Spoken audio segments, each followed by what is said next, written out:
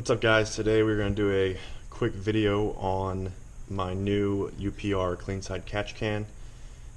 Just recently got it installed within the last month or so.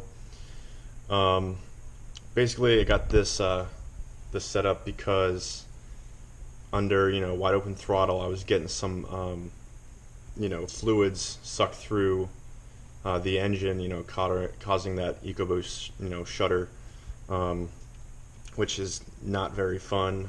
Sometimes the check engine lights would come on, or just you would go into limp mode like as you're getting on the highway, so it's not good at all.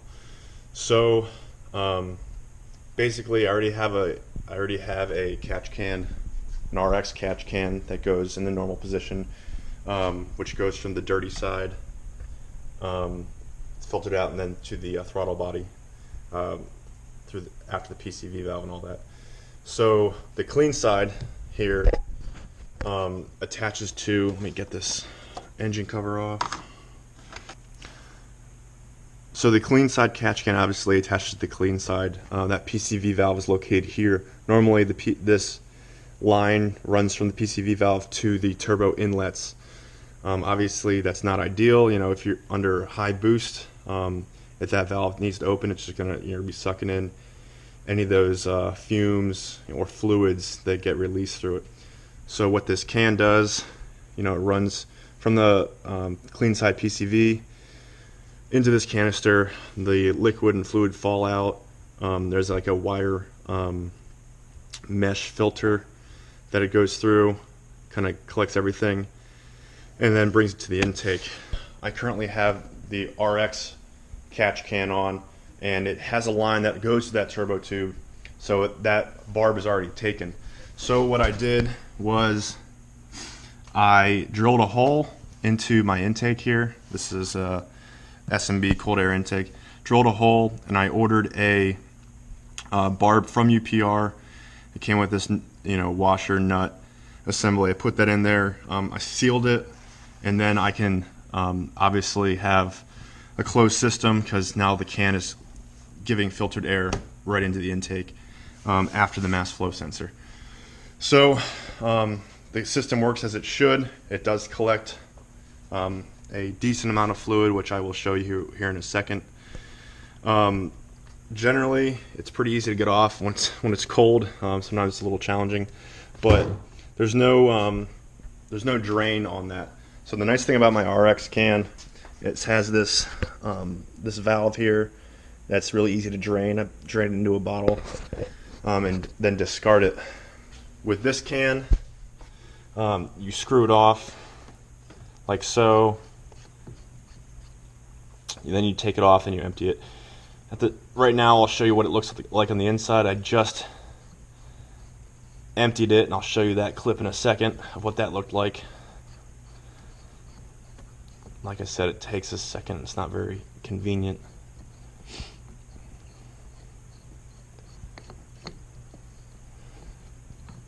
And I'll show you one small issue I'm having with it.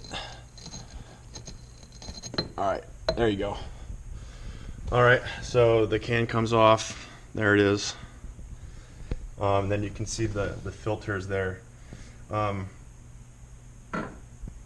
kind of obvious, but this top filter piece, this piece of metal, is coming up. This is all kind of loose. There's actually an O-ring that is tucking up inside there. There it is, if you can see that. That O-ring, I'm pretty sure, is supposed to be in this gap right above all these filters. It's supposed to hold everything tight in place. However, it looks like the O-ring stretched or expanded, and now it's no longer keeping everything tight. I'm gonna send a picture of it to UPR and see what they have to say about it. I don't know, maybe they'll send me another O-ring or something, but it was never this loose before. So basically the main issue is when you try to put it back on, you have everything flopping around, and it makes it a real pain. But that's really the only downside I have so far. And we'll wait to see if UPR sends me a replacement O-ring or not. So, all right, let me show you what it looked like when I dumped this thing out. So before we do our test, we are going to empty the can of its current contents. As you can see, it's pretty full. It's probably about 2 weeks or so of driving. I will say my normal driving habits on daily, several, short commutes. The truck sits outside. Over the last 2 weeks, the average temperature has been floating around 0, so it's been pretty cold. I'd say we have about a quarter cup or so of fluid in there. So I will say we did just do about an hour and a half of driving, stop and go. We had a little trip we had to do. So what we're going to do is we are going to dump this, and then tomorrow I'm going to make a run, and I'll let you guys know how far it is, and kind of like what the driving conditions are like, and we'll see how much we get. Okay, so I just got back from my trip. It was 41 miles each way. I would say about 85% of that was highway, going 65 to 70 miles an hour. And then the rest of it was some back roads, averaging, 30 to 45. So we'll take it off, and then we'll take it inside so you guys can see what it looks like. Again, I'll unscrew it for 5 minutes here and see what we got. Okay, so I got it in under the light here. I'm going to dump it out for you guys so you can see a little bit better, see what it looks like. Now this is a lot clearer, I will say, than the last time I dumped it. So not really sure what the reason is for that, but it's mainly clear. I'd say it's about a tablespoon or two. It smells a lot like just fuel. There's probably some water mixed in there, if I had to guess, just from the because water is a natural byproduct of combustion, so you're bound to have a little bit of water in there.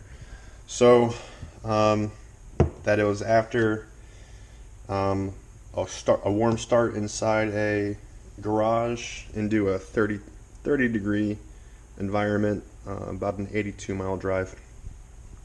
So for me, I'm probably gonna make sure I empty this out every 1 to 2 weeks, so that way it doesn't get anywhere close to filling up, because then that's where you'll start having problems if you fill one of these things up.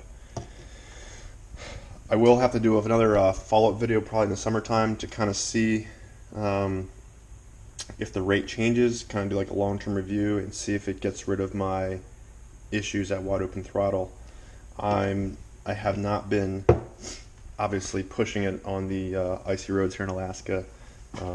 Actually, just on my way home today, saw a truck with a trailer slide off and do a 180 on the highway. So the roads are definitely not good enough to test anything like that out. So I'll have to let you know in the future, and at that time I'll also update you guys on what UPR says about that O-ring that loosened up. See if they'll send me a replacement or not. But all right, guys, if you have any questions, let me know, and thanks for watching.